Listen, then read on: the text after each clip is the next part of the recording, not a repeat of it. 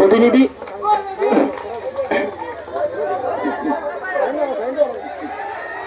তৎসঙ্গে আমরা একটি অনুরোধ করব জাহিদ আহমদকে।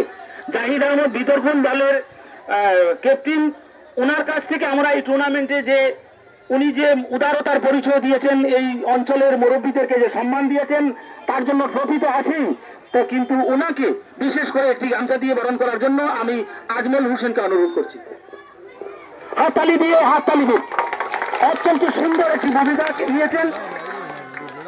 এবং আমি শাহিন ভাইকে অনুরোধ করছি, আমাদের নয়াগ্রামের এই পঞ্চায়েতে উনি ওয়ার্ড সদস্যের প্রতিনিধি ছিলেন এবং আমাদের এলাকার বিশিষ্ট সমাজসেবী, রাজনীতিবিদ শ্রীযুক্ত শঙ্কু মহাশয়কে বরণ করার জন্য।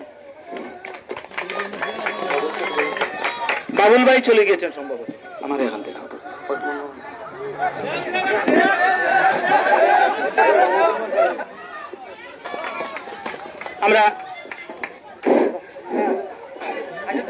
আমি এই আমাদের গিরিশগঞ্জ নিবাসী জনাব শুকুর আহমদ সাহেব, এই এলাকার একজন বিশিষ্ট ক্রীড়া প্রেমী একজন। আমি এখন আমার ভাইগনা আজাদ হোসেনকে, উনি এই টুর্নামেন্টে অত্যন্ত পরিশ্রম করেছেন, অনেক সাহায্য সহযোগিতা করে, গ্রামের একজন শিক্ষক তথা উনি একজন সমাজসেবী। আমি আমাদের কমিটির সদস্য আজমল হোসেনকে বরণ করার জন্য আজাদকে অনুরোধ করছি।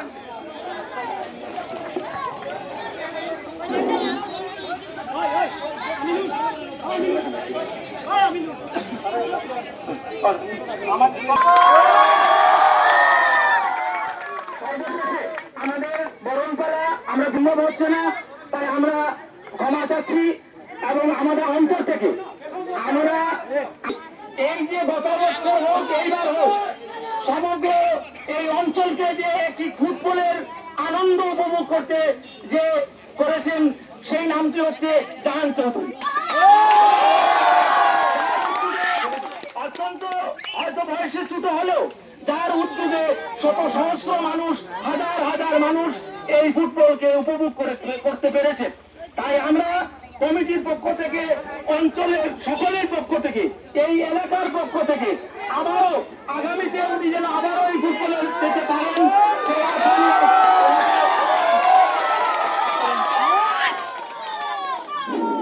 ফুটবল খেলাটি যারা খেলে তাদের জন্য যেভাবে স্বাস্থ্যের পক্ষে ভালো হয়, তেমনি যারা দেখেন তাদের পক্ষে মানসিক ভাবে ভালো হয়।